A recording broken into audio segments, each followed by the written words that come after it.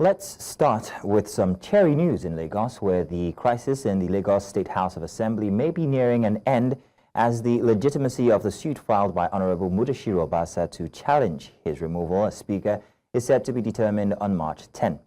The Deputy Speaker and 36 other lawmakers are asking the court to dismiss the suit or strike it out. Their claim is that the matter has become an academic exercise, as events have since overtaken it.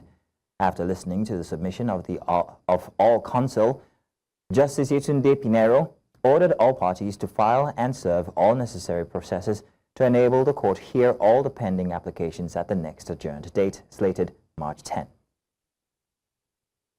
Still on State Assembly matters, we head to Port Harcourt, the Rivers State capital, where the State House of Assembly has extended by another 72 hours the 48-hour ultimatum issued to Chairman and Commissioner of the Rivers State Independent Electoral Commission to appear before them.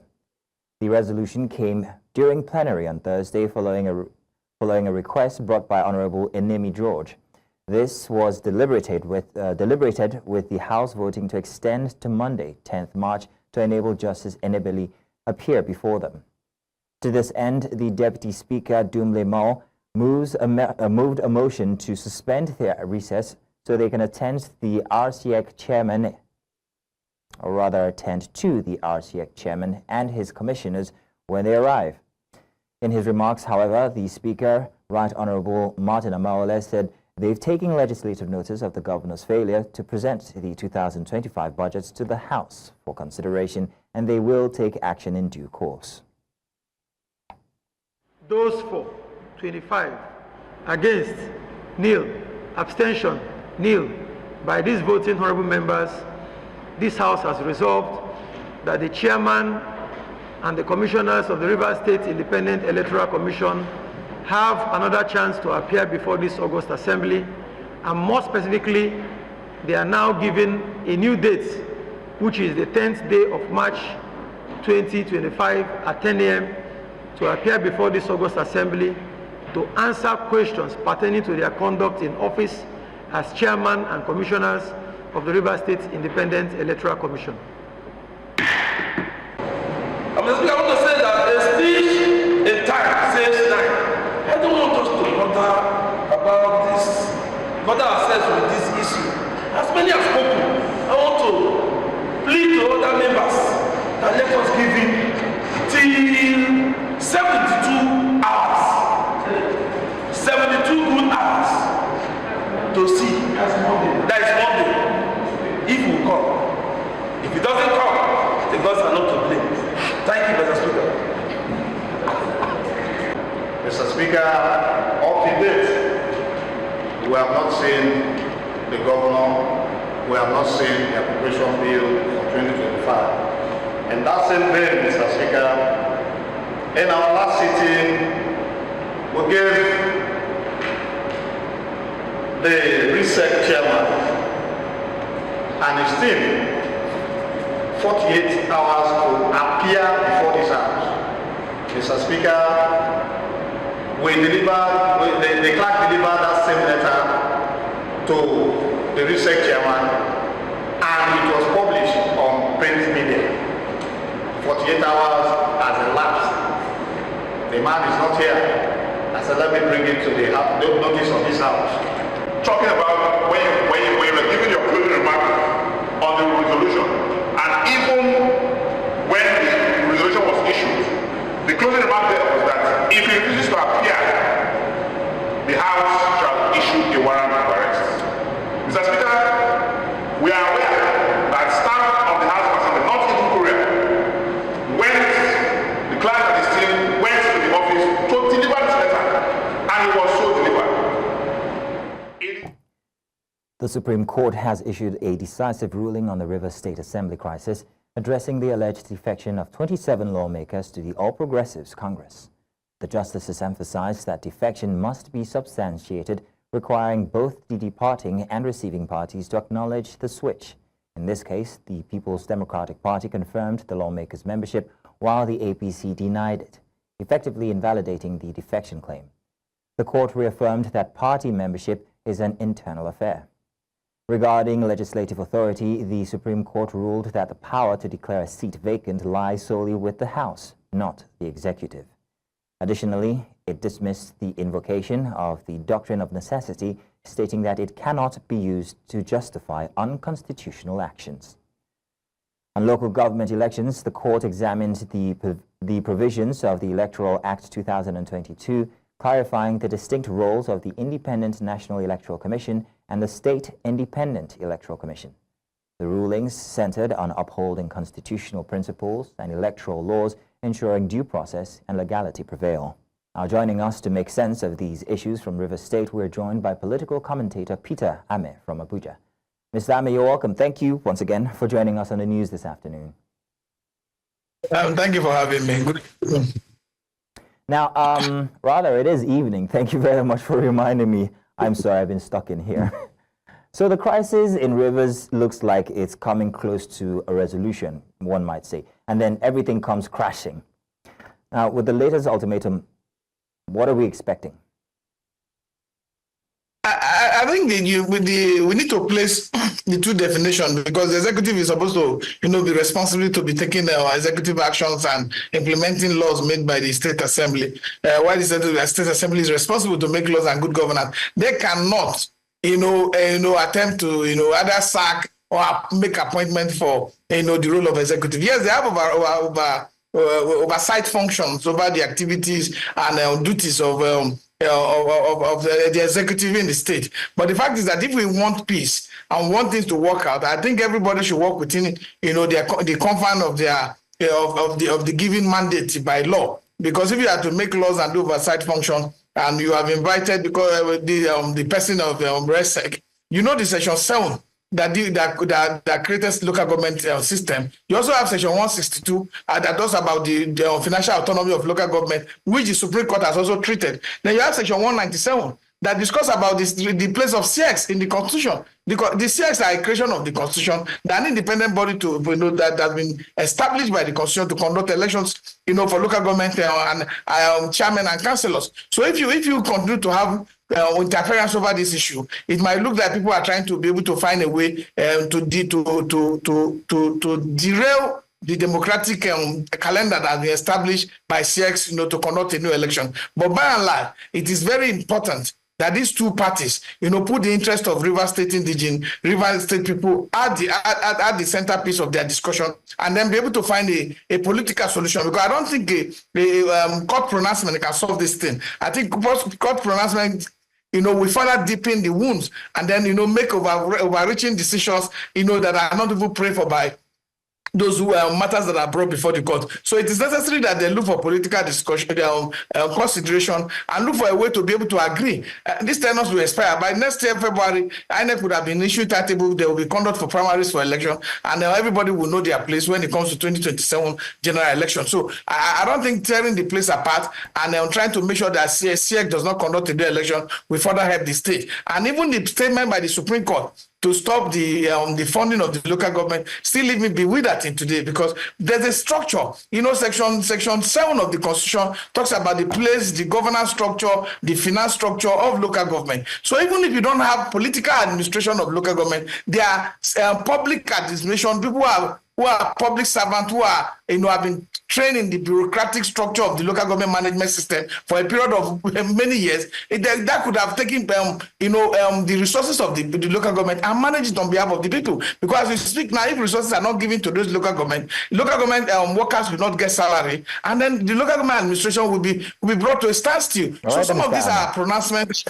They are worrisome in a way. So this assembly has authority to invite RESEC based on the oversight authority that they have. Now, Mr. Ame, it seems there seems to be power play at play here, is the argument people have out there. The Speaker of the Assembly has also subtly, let's put it that way, threatened the governor over the non-submission of the budget, even if the government had said that they did not get the notice from the House of Assembly. So whose words should we believe, really? It will be difficult to believe anybody's words, because both of them are playing game of survivor. The governor is trying to delay as much time as possible to see how much he can drag this into a new election, since he feels that there's massive support on his behalf, and the House of Assembly, they are doing everything possible to be able to box the president, the governor to a corner, so that it will come with an impeachment notice that he has failed to respond to their issue. People have asked several questions. Is the House of Assembly actually sitting in the designated area that has been, put in place for them to carry out their sittings? Where are they holding their session? So these are we need to be able to, you see, governance is beyond just holding power. It's beyond just trying to wait power and saying, yes, we control this. You need to be able to do things and see that the people in the state do not suffer from the decision of those who are fighting to control state apparatus or control state resources. The governor of the state should know that as it is, the Supreme Court has made pronouncement that these are, the legitimate people who will take administration of the state, in terms of lawmaking, because their work is just to make laws for the good governance and development of River State, and also do oversight function, which will come with resolution. And these resolutions are not even compulsory to be honored by the executive if they are not laws that are signed into effect by the governor. So if there are resolutions that are unlawful resolution, if there are unlawful directive of the state assembly, I do not think any governor will want to honor that. So there must be a sense of consideration that they must understand that this is just beyond them. This is beyond them fighting for each of their masters, or beyond them trying to see that they can win politically. The peace we have enjoyed in Niger Delta has also helped the state Nigeria to get some level of stability in oil production, the level of stability in the revenue generation from the Niger Delta. So we must try to look at as much as possible to make sure that people's interest, people's desire to be lords over political issue does not undermine the current peace in the Niger Delta. So generally, the governor must also see that these are 27 lawmakers that are opposing to his views. You can attend their meeting, because they say you can call a person to come to your house. It is not by force that the person must drink water or eat food in the present. So you go and listen to them. Those who listen to people have never gone wrong. So you should try and look for a window to listen to the House of Assembly too. All right, then. We're running out of time, but I wanted to know if you could hazard us a guess here, or give us a scenario here. If you had a chance to settle the factions in River State, just give us a scenario of how the chessboard would look like. Who gets what and how? I think, first of all, my concern, let me just be very fast, is that the courts should have consolidated all the case, because they are saying there's a case at the Court of Appeal that is supposed to deal with the defection of the lawmakers in line with Section 109, Section 1G. So these are where the court made mistake. These cases would have been consolidated and heard at once, and then take a decision. But as it is, the court have taken their decision. I think the executive should continue to implement laws that are made by the state assembly, and the state assembly should allow the executive to carry out the executive duties without any form of hindrance or any kind of manipulation or media trial that will put the state under heat. I want to say thank you very much, Mr. Peter Ame, for joining us this evening. Thank you. Thank you for having me.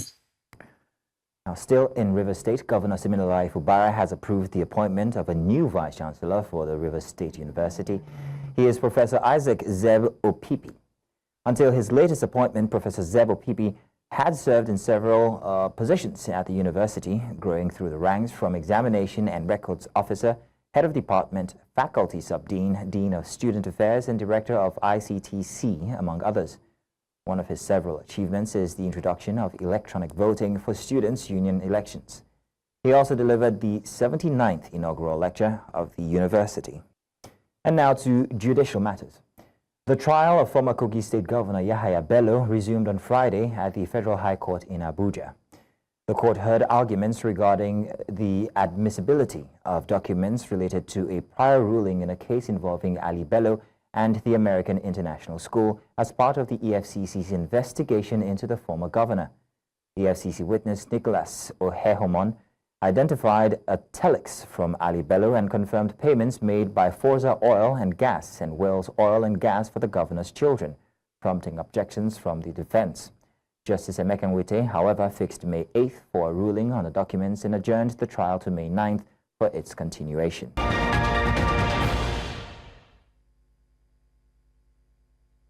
Welcome back. Now, suspended Senator Natasha Akpoti-Uduaghan has strongly criticized her suspension from the Senate, calling it a violation of natural justice, fairness, and equity.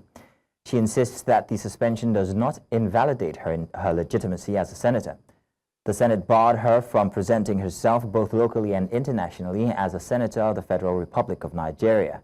However, in a statement posted on her Facebook page, Akpoti Oduoga maintained that she would continue serving her constituents under the title of senator. The Senate imposed a 6-month suspension on her without pay, citing a breach of its standard orders following her claim of sexual harassment, an allegation Senate President Godswill Akpabio has denied. Now, renowned Nigerian novelist and writer Mabel Segun has died at the age of 95. Beyond her literary contributions, Segun was also a tennis champion, broadcaster, and diplomat. Her family announced her passing in a statement on Thursday. The statement noted that funeral arrangements would be communicated in due course. She leaves behind a legacy of outstanding achievements, particularly her seminal 1965 novel, My Father's Daughter, which remains a classic in Nigerian literature. In the meantime, President Bola Tinubu has joined a host of sympathizers in mourning the passing of Mabel Segun.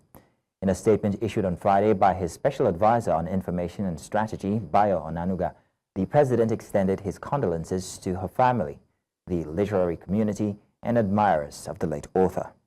Now, this year's International Women's Day, just by the corner, Nigeria's Ministry of Women Affairs has received several criticisms over its failure to protect victims of rape and gender-based violence and also cater for their treatment. Several concerned citizens protested at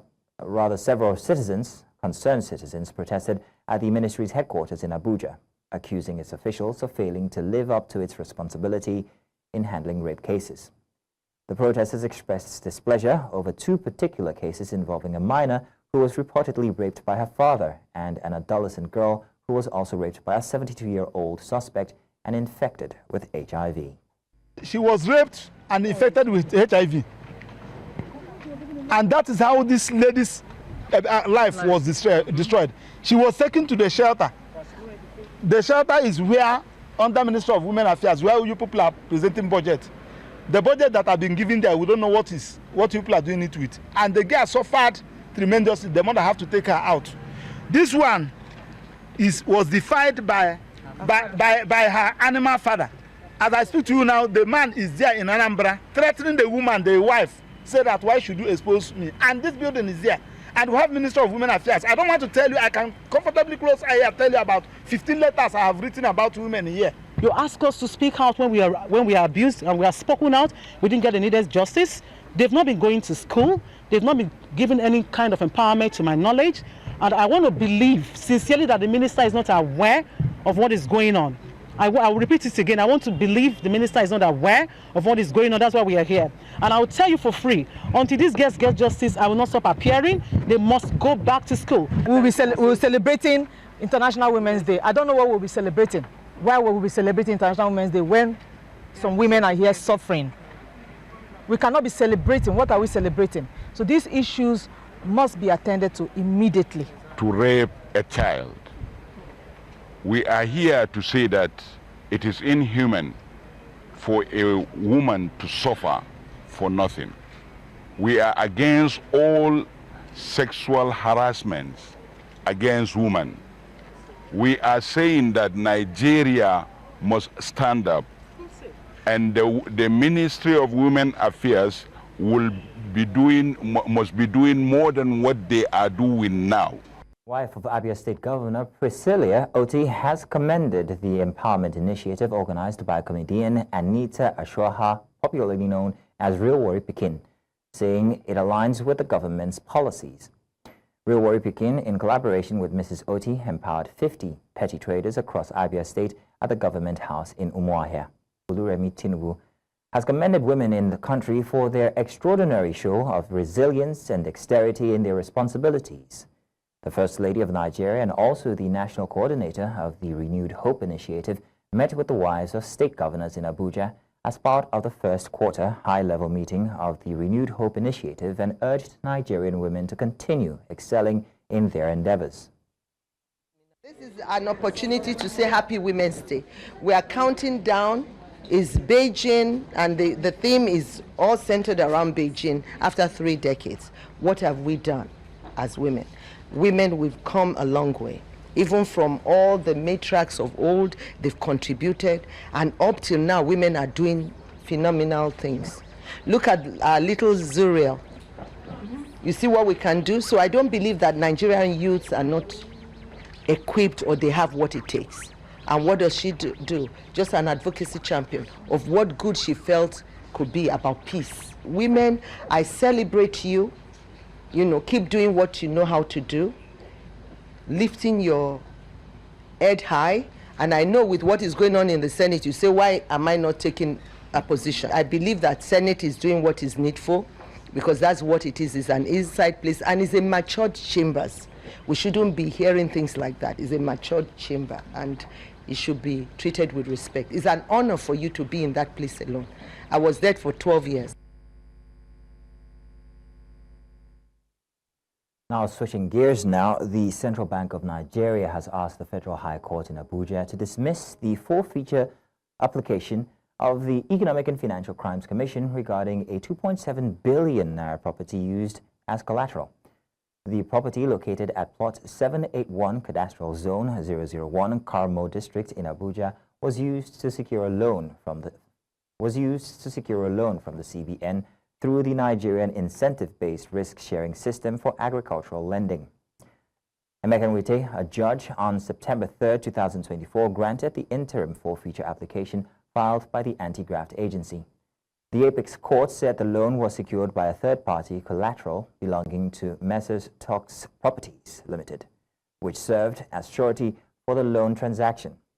At the resumption of hearing on Thursday, Joseph Abba, counsel of the CBN, and another counsel representing Salis Ventilated Homes Limited, told the court that they had separately filed applications to join as defendants in the EFCC forfeiture case. After the parties' arguments, Nwite adjourned the case to May 21, 2025 for the hearing of all pending applications. For more on this, we're joined by Lester Wilcox, a chartered accountant and public policy analyst here in Lagos. You're welcome, sir. Good to have you here this evening. Thanks for having me. Great. Mr. Wilcox, if you can please tell it, I'm sure it wouldn't be difficult to tell what the actual designation of the building is or who it is. I mean, why do we need the courts in the first place to tell us who owns what, especially as touching two institutions of governments that should drive on integrity?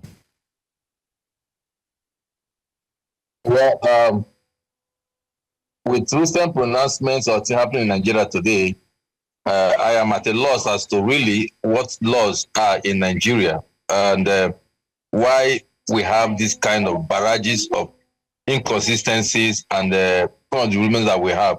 Naturally, one would not have expected CBN and EFCC to be a daggers drawn over the property or a secured property or not a secured property. Naturally, because CBN is a government agency, federal government agency, EFCC, the same thing. So one would have expected that when there is an issue, the two agencies will sit down and discuss and not resort to the court. But because today the courts are now tools in the hands of the mighty to adjudicate and obtain either justice or injustice against the system. That's what the court is known today to be for, majority of the courts, and that is quite unfortunate. So as far as this case is concerned, while I'm not abreast of the nitty-gritty of the matter, but the fact that CPN and EFCC are in court over forfeiture of a collateral property, I think it's more disheartening, and I really cannot find a nexus as to how to even analyze why that situation should have occurred in the first instance. Who are the parties to this case? And I'm sure other people have, I wish lawyers are here to help us make a better sense of it. But as far as I'm concerned, it's Central Bank of Nigeria and the EFCC being in court over forfeiture of a collateral property. It's rather sad and unfortunate. Now, Mr. Wilcox, many people are, they're putting two and two together. They're asking questions out there to see these two institutions go head to head. The question now is whether this is a legal battle or whether it's a political battle. What are your thoughts? Well, it might have every apportionment of the votes because politics plays out and then it ends up looking for a legal angle. I mean, we know what's happened in Lagos in Rivers State recently, and with the kind of judgment that you had. So when the politics become legal, and then when you play politics and then you take it to the court, and the party that can find its way around the system gets victory, it becomes legal. So, but Nigerians will be wondering, what really is the interest of CBN in opposing EFCC? Now, EFCC is an anti-graft agency. Now, before EFCC goes to court, there must have been some element of graft embedded in that transaction. And they must have seen that, they must have investigated the issue and find out that there are issues around corruption and grafts and things that are not clear, that are not wholesome in terms of transaction. Right, so, but for EFCC, but for CBN to intervene and oppose, for me, it shows that there is more politics than legal trying to play out in the whole matter. That's just what I can say about it. All right. Well, thank you very much for giving us your own 2 pence or 2 copper. Mr. Wilcox, thank you very much for joining us. Thank you very much for having me. It's my pleasure. Yes, indeed. Welcome back. The International Federation of Journalists is calling for the immediate release of Blessed Mlanga, head of news at Heart and Soul Television in Zimbabwe. Mlanga was arrested on the 25th of February and charged with inciting public violence after covering press conferences where a war veteran called for President Emerson Mnangagwa's resignation. The IFJ has condemned the arrest, describing it as a blatant attack on press freedom and urging authorities in Harare to drop the charges. Mlanga's lawyer, Chris Mkye, accused the state of criminalizing journalism by equating it to terrorism. The case has drawn widespread criticism from opposition parties and media freedom groups who argue that it reflects the ZANU-PF government's disregard for democratic values. South Africa's Minister of International Relations, Roland Lamola, has denied the recent visit by the Democratic Alliance to Washington, D.C. was intended to represent South Africa. He clearly stated that only 2 individuals can represent South Africa in international relations. That's the president and himself. He said, and I quote, "The DA went there on their own. Whatever they achieved cannot be attributed to the South Africa." End quote. Now in more news.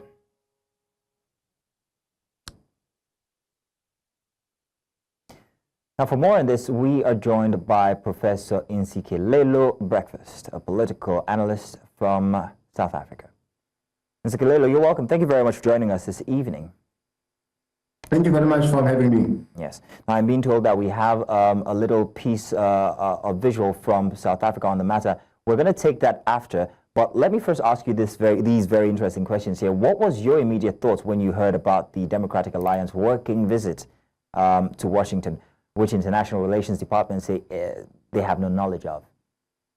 It's an interesting turn of events, even though I'm not taken aback by it, because it's not the first time they've gone to the US or to a country that is part of the global north to report the country for what it claims it does.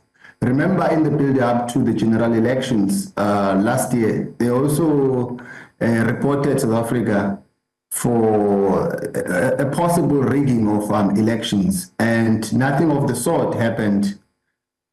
So because of what they stand for in terms of their outlook, they are aligned to the countries of the global north, because their thinking and their ideological orientation emanates from the global north. No wonder they find comfort there.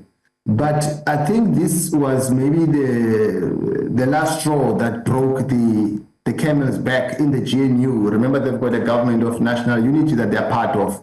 Because why would you go and report a government that you are part of? I understand that the issue of foreign policy has been a bone of a contention. But the issue that they are arguing about is the issue of the land reform, the land question, the land policy.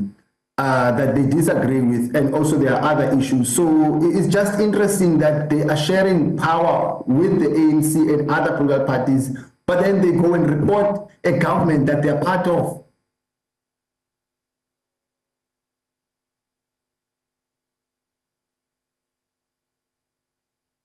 And Sikelelo, if you're still there, I'm hoping you're still there.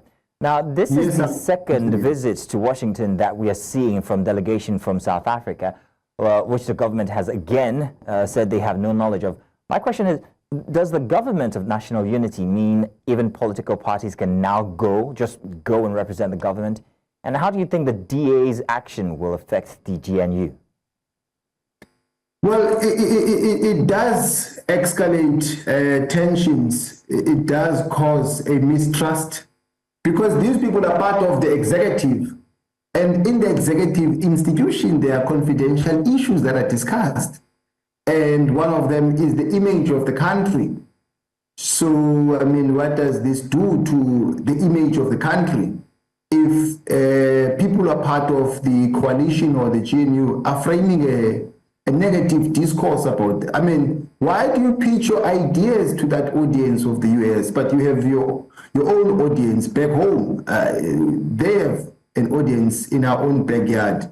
And there are recourses that could be explored in terms of where they can ventilate their discontentment. There are courts, there are places that they can go to and present their side of the story. Then why do you go and pitch your argument to the US?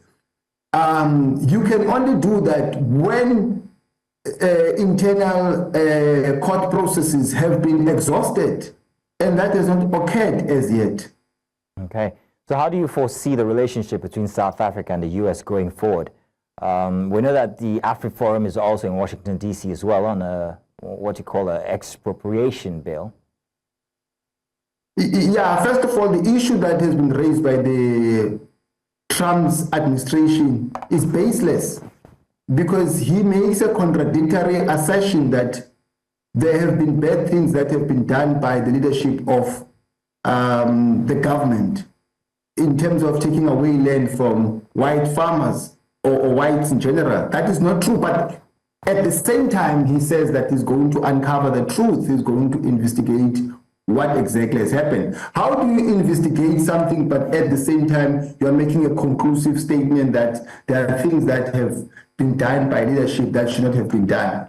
So I find that very paradoxical. But I think the fallout really will still cause a tension between the two countries because of what other parties are doing, like AfriForum, Solidarity, and the DA also is escalating the magnitude of that conflict. And the possibilities that because we are part of AGOA, that they might rock the boat and remove us from that arrangement because we're having access to the markets of the US through our bilateral and other multilateral arrangements. And that might hurt the I just hope that these leaders, they will hit the problem hard and be soft on each other so that they find a win-win situation.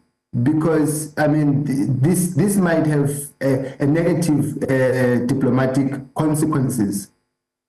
All right, Nsikelelo, thank you very much for joining us this evening here on The Matter. Thank you.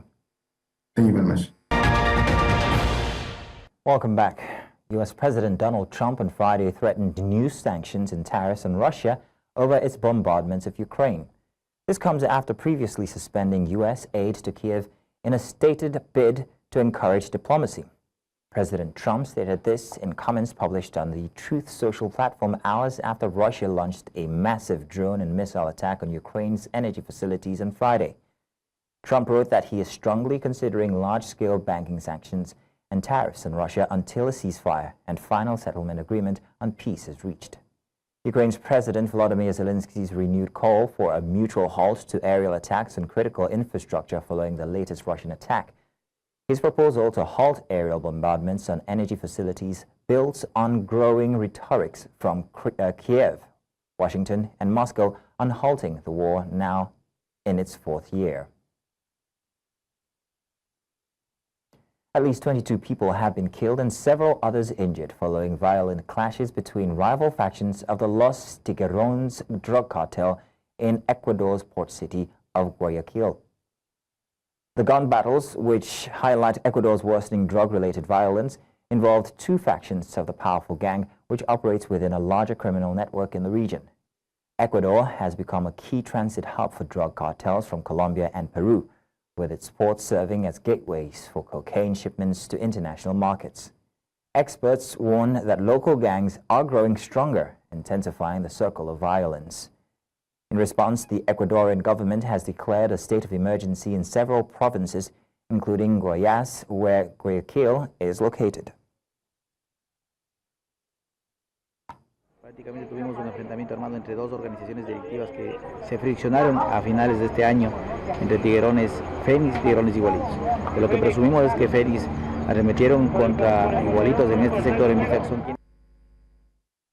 Students in Athens have taken to the streets on Friday in protest as Greece Parliament prepares to vote on a no-confidence motion against the government over its handling of the country's deadliest rail disaster in 2023. The tragic incident occurred in February when a passenger train traveling from Athens to Thessaloniki collided with a freight train in Tempe, central Greece, killing 57 people and injuring many more. The protests reflect growing public outrage and demand for accountability as many blame government mismanagement for the tragedy. The no-confidence motion is seen as a critical movement in the political fallout from the disaster, with calls for urgent reforms to the nation's rail safety system.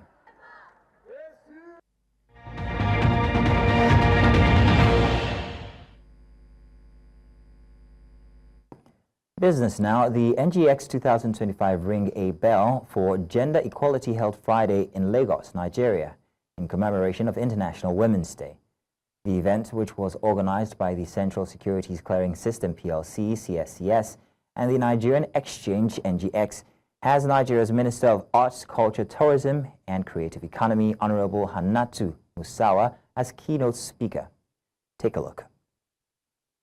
And to other private sector talent, resilience, and potential, with women at the heart of its growth. Women make up to 58% of Africa's self-employed population, yet they earn an average of 34% less than men for the same work. In Nigeria, despite some progress, we rank 124th out of 126 countries in the World Economic Forum's Global Gender Gap report. That is not good enough. When we talk about everything that is great about this country, this shouldn't be one of those statistics that really do define us. These numbers are not just statistics, they represent millions of women denied opportunities to reach their full potential. More importantly, they present an opportunity to drive change and build a future where women's contributions are fully recognized and rewarded. To accelerate action for women's empowerment, we must first identify and dismantle the barriers that hold women back. These barriers are multifaceted, cultural, institutional, and economic, and I think more than anything, it probably is economic. And on behalf of the Securities and Exchange Commission, we welcome you all to this very important.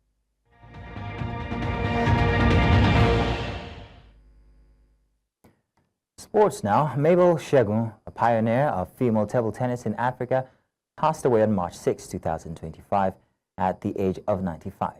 Her family announced her death in a statement expressing gratitude for her contributions to literature, broadcasting, and sports. Born in 1930, Shegun was Nigeria's first female table tennis star, making history in 1954 National Singles Championships. Despite societal barriers, she inspired generations of female players. A university graduate writer and athlete, she won multiple awards and competed until age 58. Married to former ITTF Deputy President Engineer George Shegun, she lives behind children and grandchildren. Shegun's legacy as a trailblazer in Nigerian sports remains enduring.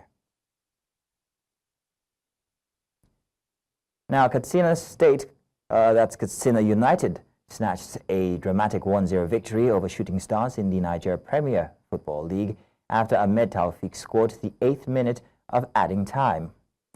The match remained goalless heading into stoppage time, with both sides struggling to break the deadlock. Katsina United won a free kick in a dangerous position in the 90th minute but failed to convert. With 7 minutes of added time signaled, the home side kept pressing, and in the 98th minute, Taufik found the back of the net to seal all 3 points for Katsina. Katsina United sits at 12th position on the table with 36 points, while Shooting Stars are 3rd on the table with 43 points. Millwall goalkeeper Liam Roberts has had his suspension extended to 6 games for a dangerous challenge in Crystal Palace Jean-Philippe Mateta. Roberts was sent off 8 minutes into Millwall's 3-1 FA Cup defeat after kicking Mateta in the head while attempting a clearance. The French striker required oxygen and 25 stitches for a severe ear laceration. Initially given a 3-match ban, the Football Association deemed the punishment clearly insufficient and successfully appealed for an extension. The red card was issued only after a VAR review, as referee Michael Oliver initially took no action. Roberts will now be sidelined until April 8th, missing crucial championship fixtures, including Millwall's trip to Sheffield United.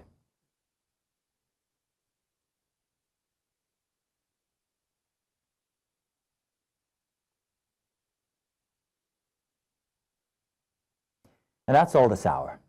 But before we go, let's take another look at some of the major stories we brought your way.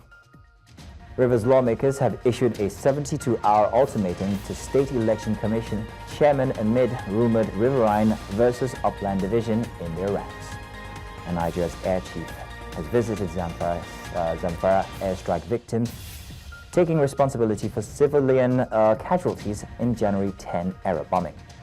And international journalists group have called or demanded Blessing Malanga's release in Zimbabwe. Now, do remember you can send your eyewitness reports to the WhatsApp number on your screen right now. And do follow us on social media. We are at News Central TV. You can watch News Central live on DSTV channel 422, GoTV channel 23, Star Times channel 274, Evo TV, and of course on YouTube. Many thanks for watching. My name is Mazino Appeal.